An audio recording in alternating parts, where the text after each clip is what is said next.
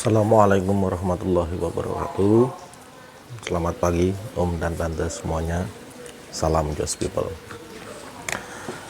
Pagi hari ini sebelum sarapan ya, saya ingin jawab satu pertanyaan nih dari agen di komen YouTube ya.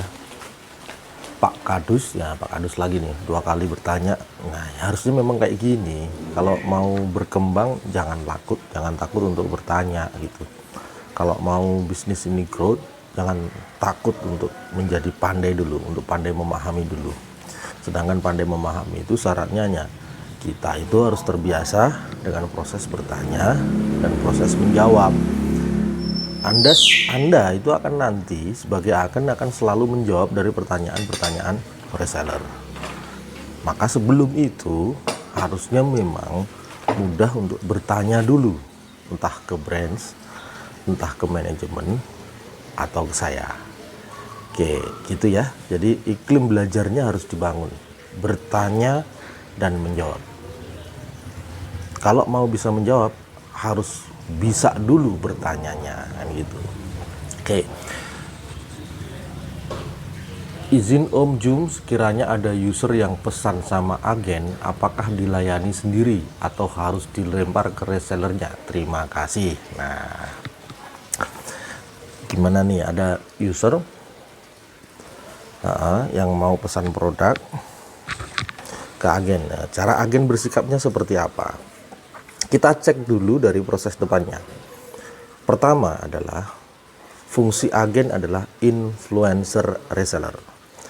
Anda membranding agen sebagai influencer, diri Anda sebagai influencer, itu mestinya semua ruang lingkup bisnis itu disampaikan.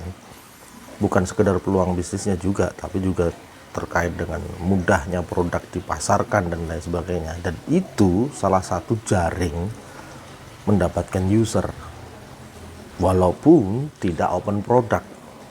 Oke, nah, lalu seperti pertanyaan di depan, bagaimana harusnya agen bersikap?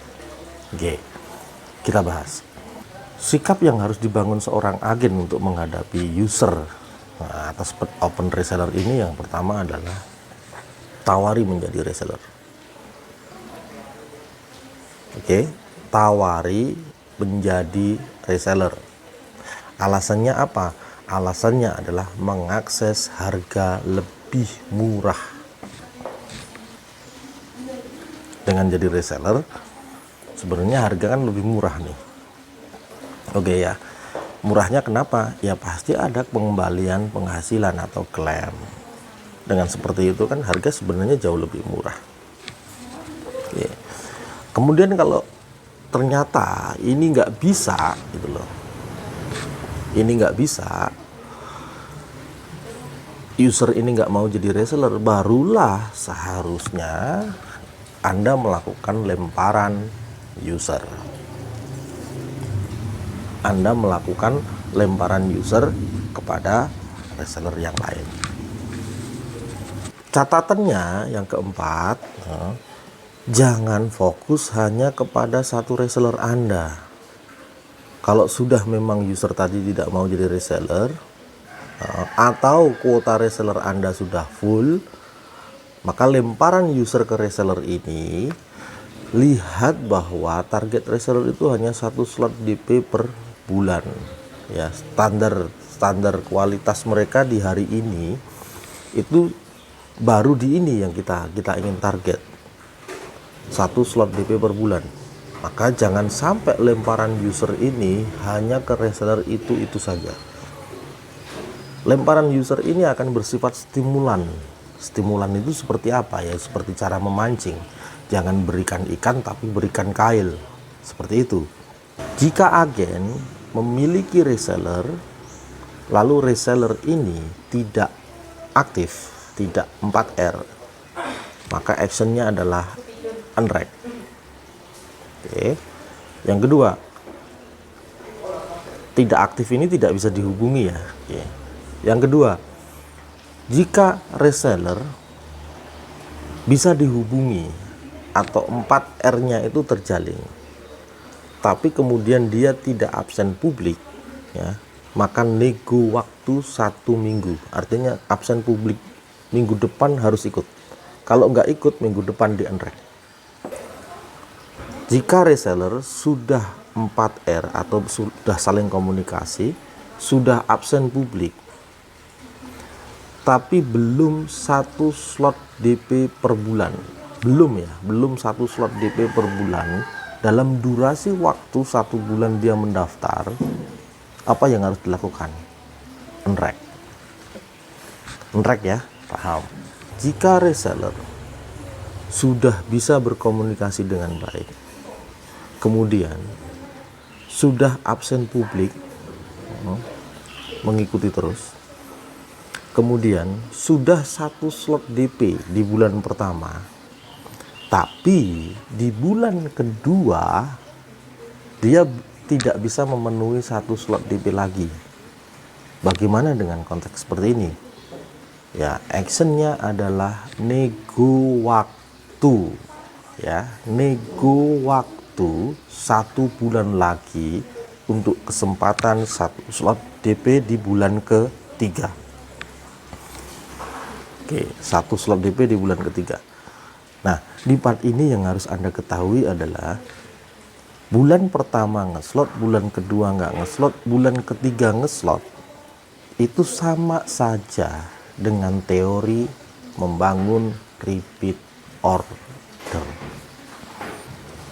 Tujuan kita untuk membangun reseller ini pada kualitas yang paling rendah itu adalah setidak-tidaknya membangun user mengakses harga lebih murah, ya, karena dengan menjadi reseller dia akan cashback claim.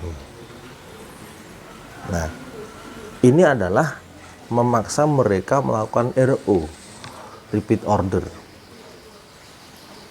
Nah, kita berharap nih kalau mereka bisa benar-benar menikmati ya harga murah ini dan ternyata itu dalam bentuk keuntungan, logikanya akan berjalan nih. Moga-moga aja setelah mereka mendapatkan klaim penghasilan, berubahlah mindset mereka untuk aduh sekalian berbisnis deh. Nah, kalau sudah seperti itu jadi mudah ini kan, ya jadi mudah. Nah, efek yang ditimbulkan dari tindakan ini adalah pastinya unrek hunting nego waktu, ya. Ada kegiatan unrek, ada kegiatan hunting, ada kegiatan nego waktu. Itulah yang menjadi cara berpikir agen. Agen kalau masih takut melakukan unrek, masih sungkan melakukan unrek, ya itu menghambat bisnis dia. Ya bisnisnya disandra oleh resellernya. Gitu. Coba cek nih tabel pelangi custom design. Ketika tabel pelangi custom design itu dihapus dan faktualnya dipaksa ke 3 baris gitu, desain akhirnya banyak yang dihapus. Apa yang terjadi kemudian? Muncul restore kan? Nah, apa yang sebenarnya terjadi atas restore ini? Kepastian PO. Jadi kalau agen melakukan unrek atas reseller itu sama saja, kalau dia mau benar-benar jadi reseller dia akan mengajukan restore. Kalau sudah restore, mudah ini cara membangunnya. Poin terakhir ya, sebagai kesimpulan yang harus dipahami oleh seorang agen sebagai influencer ini, tingkat keberhasilan Anda itu adalah berapa jumlah unrek yang sudah Anda lakukan berulang-ulang untuk menghasilkan sampai reseller itu aktif produktif. Bagaimana Anda tepat membangun nego waktu 1 minggu atas absen publik yang belum dijalankan di minggu ini untuk minggu depan. Bagaimana itu konsisten dan permanen. Bagaimana nego waktu 1 bulan untuk yang sudah 1 slot DP tapi di bulan kedua belum slot DP, dan keberanian melakukan unrek. Unrek kalau 1 slot DP di bulan pertama nggak bisa. Perhatikan ini. Nah, minggu depan, di minggu kedua di bulan Juli ini akan dipimpin pleno rapot reseller, branch ke agen. Ini yang akan kita pelajari di technical management agen berikutnya.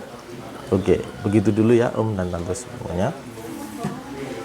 Pagi hari ini masih fresh, jadi kalau ini masih membingungkan, apa yang saya sampaikan membingungkan, ini silahkan bertanya lagi, nanti akan saya ulang lagi. Oke, terima kasih. Assalamualaikum warahmatullahi wabarakatuh. Salam Jos People.